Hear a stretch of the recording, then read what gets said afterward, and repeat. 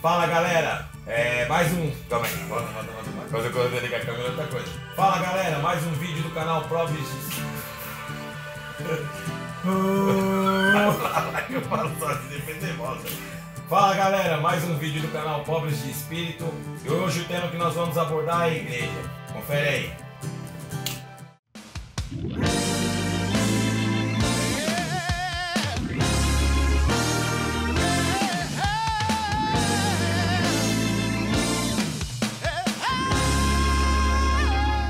Pessoal, o que me motivou a fazer esse vídeo de hoje falando sobre igrejas, que é um tema, eu diria que polêmico, né? Porque cada um tem a sua opinião a respeito da igreja, foi o filme do Edir Macedo, que saiu no cinema aí, né? Da Igreja Universal.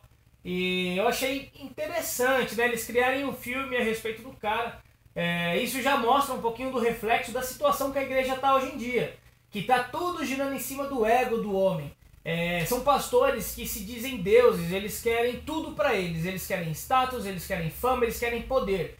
Eles acabam entrando na cabeça das pessoas usando a Bíblia. Eles colocam uma bibliazinha debaixo do braço, sobem em um púlpito e começam a falar coisas que estão aqui dentro só para confundir a cabeça das pessoas, para que a igreja deles, a instituição deles, fique cada vez mais rica, mais poderosa e mais forte economicamente, né, dentro do mercado, porque essa é a preocupação deles, deixar a igreja deles forte e rica, porque hoje o discurso é só poder e status. A gente vê que hoje as igrejas estão totalmente desalinhadas com aquilo que Jesus trouxe pra gente. Jesus ensinou uma coisa totalmente diferente, e o que me dói o coração é ver pessoas que estão indo para a igreja buscar Jesus Cristo sendo ludibriadas por esses falsos profetas que usam a palavra de Deus para enganar as pessoas. Vocês podem ver que Jesus, durante a vida dele, ele nunca buscou púlpitos, nunca buscou palanques, ele sempre tratou as pessoas com o maior amor, respeito e compaixão que ele pudesse no momento. Ele sempre tratava as pessoas bem, sempre fazia o que ele podia em prol do outro. Jesus sentia a dor das pessoas na pele.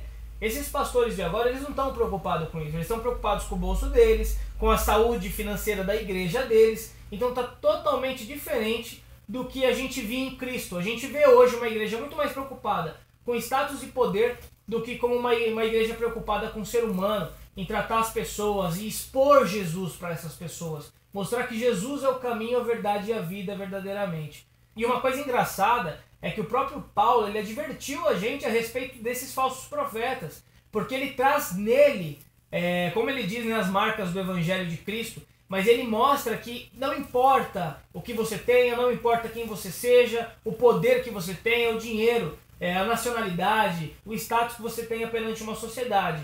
Porque perante Jesus Cristo, isso não é nada. E tem uma passagem, até que o Samuel separou pra gente, ele vai ler pra vocês, que Paulo fala disso aí.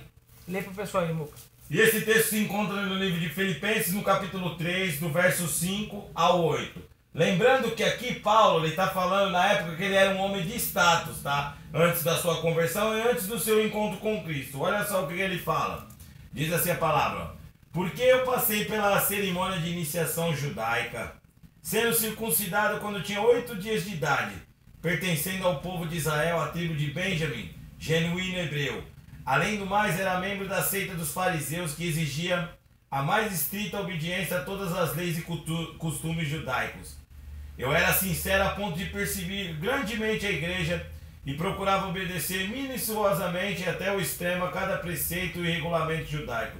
Entretanto, todas essas coisas que eu antigamente julgava muito valiosas, agora lancei todas fora a fim de poder colocar minha confiança e esperança somente em Cristo.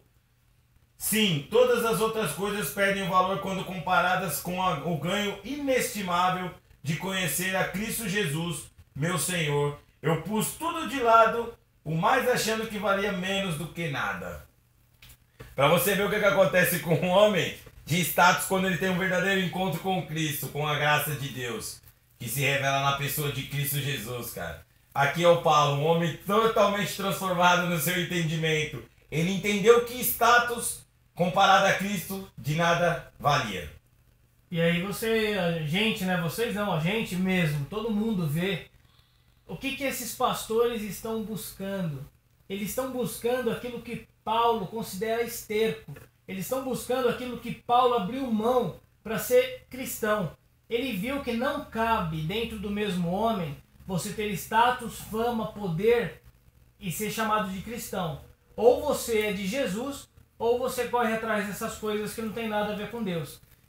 E para a gente entender um pouquinho por que Paulo chegou nisso aí, claro, a gente tem que conhecer Jesus Cristo e a gente tem que olhar lá para a igreja primitiva. Como começou o movimento cristão, como os apóstolos começaram a abalar o mundo, 12 homens que mudaram totalmente o nosso mundo. E o Samuel vai trazer um pouquinho pra gente como que era essa igreja primitiva. É verdade, cara. A questão, tudo começa lá atrás mesmo.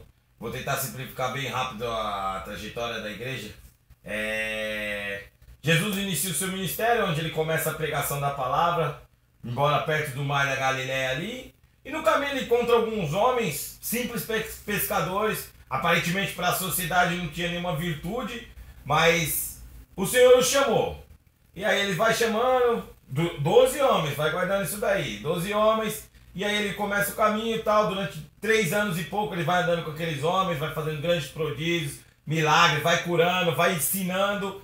E depois de um determinado tempo ele vai revelando o que aconteceria com ele, como todo mundo já conhece, que ele é crucificado e depois ele ao terceiro dia ele ressuscita. Aparentemente esses homens no tempo da perseguição acabaram abandonando Cristo, mas o Senhor já tinha começado algo com eles ali. Enfim, depois da ressurreição Cristo volta, fica com eles mais um dia, vão ensinando eles, e mediante o que eles aprenderam com Cristo, eles começam um padrão de vida. Assim se forma a primeira igreja, a igreja primitiva.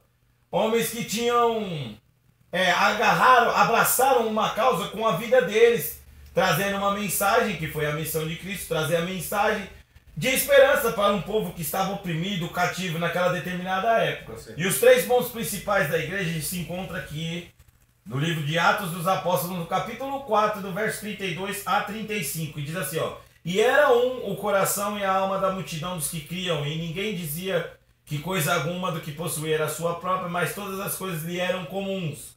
E os apóstolos davam com grande poder testemunho da ressurreição do Senhor Jesus, e em todo ele havia abundante graça. Não havia, pois, entre eles necessitado algum, porque todos os que possuíam herdades ou casas, vendendo-as, traziam o preço do que foram vendidos e depositavam aos pés dos apóstolos. E repartiam-se cada um segundo a necessidade que cada um tinha. 3 pontos. A unidade. Esse é o primeiro, porque Cristo, quando ele chamou os 12 lá no início, ele precisava de alguém. Cristo, sendo quem era, precisou de pessoas. A unidade. Segundo ponto é a mentalidade de Cristo, porque Cristo, quando veio para a terra, que ele encarna, ele vem revelando a mente de Deus para as pessoas, através da pessoa dele, e os apóstolos, ou seja, os homens que eles chamaram, dão continuidade, revelando a sua mente também, para onde eles passarem. E por fim, a compaixão, cara. A compaixão, o amor ao próximo, pode-se dizer assim, é algo que um se doava pelo outro. A dor de um, por exemplo, vou pegar eu e o Vitor aqui. A dor do Vitor, a necessidade dele era minha. Então doía em mim quando o Vitor, era da mesma forma quando Cristo fazia um milagre, que ele se compadecia daquela pessoa. Ele tomava aquela dor para si. Era a mesma forma os apóstolos, eles tinham, aquelas pessoas, eles tinham a mentalidade de Cristo. Então eles se doavam, por isso que não havia necessidade entre eles. Porque aquele que tinha uma condição melhor vendia algo, a sua parte, e trazia aos pés daqueles homens, onde eles dividiam com aqueles que tinham necessidade. Esses são os 3 pontos principais da igreja primitiva, cara. É bem diferente do que a gente vê hoje, né, pessoal? A gente pode ver, né, Muca?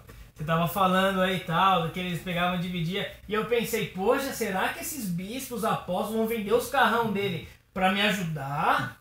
Será que se eu ficar na rua eles vão me doar uma casinha? Será que vão levantar uma oferta lá na igreja, não sei qual que é a maior igreja do Brasil, mas será que se tiver alguém precisando de uma casa, precisando de uma cirurgia de emergência, a gente não sabe, será que eles vão pegar o dinheiro da oferta da noite e vão direcionar para essa pessoa? Então vocês podem ver que tem uma diferença enorme entre as duas igrejas. Eu não estou falando que aqueles caras lá eram perfeitos, mas eles estavam beirando a perfeição, porque eles estavam tentando imitar Jesus ao extremo.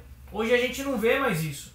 Eu mesmo já fui muito tempo em igrejas onde hoje eu vejo, não que eu fui enganado, a gente se deixa enganar. Essa é a verdade. A gente que frequenta a igreja e vê esses pastores falando essas coisas, a gente entra na onda, a gente começa a entrar na onda por quê? Porque a gente quer esse Deus que realiza os nossos sonhos. A gente quer esse Deus que vai comprar o meu sonho.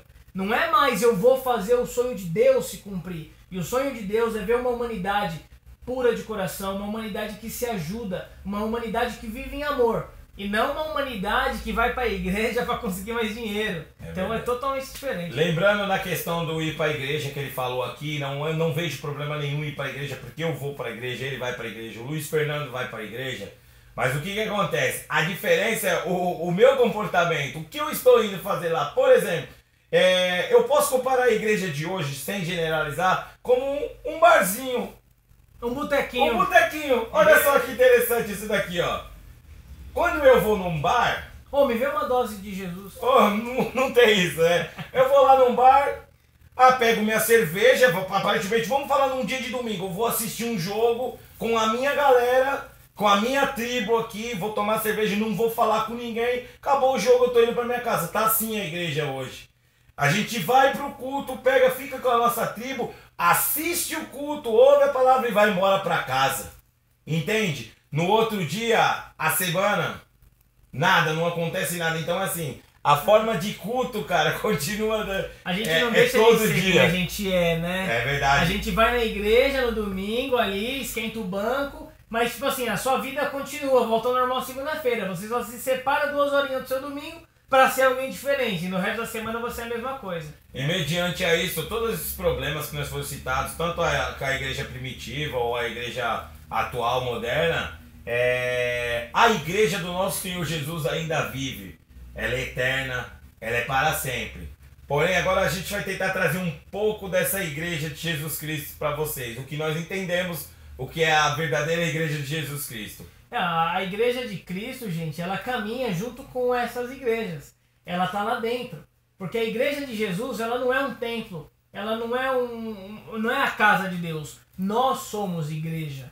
Nós, pessoas. Nós que carregamos dentro do coração as motivações de Jesus. A esperança da vida eterna é em Cristo. E não só pra gente, para todo mundo. Então, a partir do momento que eu julgo tudo que está à minha volta menor do que o meu irmão, eu sou igreja de Cristo. Se eu levo em consideração que a vida dele, as preocupações dele, o que tira o sono dessa pessoa é importante para mim, eu estou sendo igreja de Cristo. Então a gente vê que a igreja de Cristo está caminhando junto com essa igreja, a instituição igreja. No Brasil, fora do Brasil, independente da religião, a igreja de Cristo está lá dentro. Porque a igreja de Cristo é composta por pessoas que querem mudar o mundo através do amor de Deus. E o que você falou da questão da compaixão, eu cito muito, que se fosse para Cristo estabelecer uma lei, quando Paulo fala na carta aos Gálatas, no capítulo 6, verso 2, ele diz assim, ó: carregai a carga um dos outros, para que a lei de Cristo se cumpra em vocês. Então está muito relacionado, a gente tem que carregar a carga um dos outros, esse é o nosso trabalho, cara.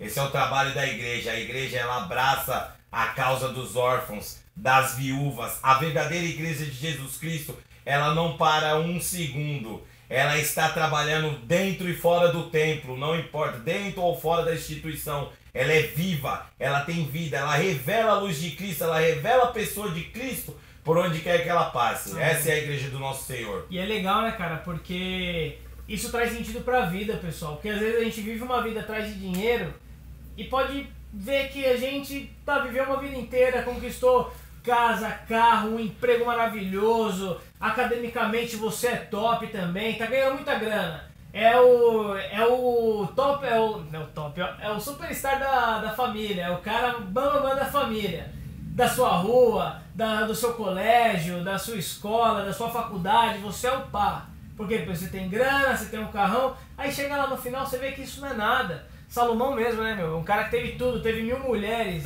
maluco. Pois é. E o cara no fim da vida ele falou, tudo é vaidade. O cara construiu um templo de ouro, ele tinha dinheiro, tinha status, tinha fama, tinha poder, tem tudo que esses caras aí querem. E falou que no final tudo é vaidade. Então às vezes a gente tá correndo atrás da vaidade e não sabe, tá perdendo a essência. E não tem nada melhor, acho, na minha opinião, do que você ajudar alguém. Tipo, você vê que a sua vida foi útil para outra vida. Seja com uma oração, seja com um abraço. Vocês já pararam para pensar isso? Que você pode mudar o dia de uma pessoa com um abraço? Alguém que está meio aflito, tem depressão, perdeu um ente querido, às vezes a pessoa só quer sentir calor humano. Você pode levar ela pra comer um Big Mac no cinema, ela não vai ficar tão feliz como você dar um abraço nela. Verdade.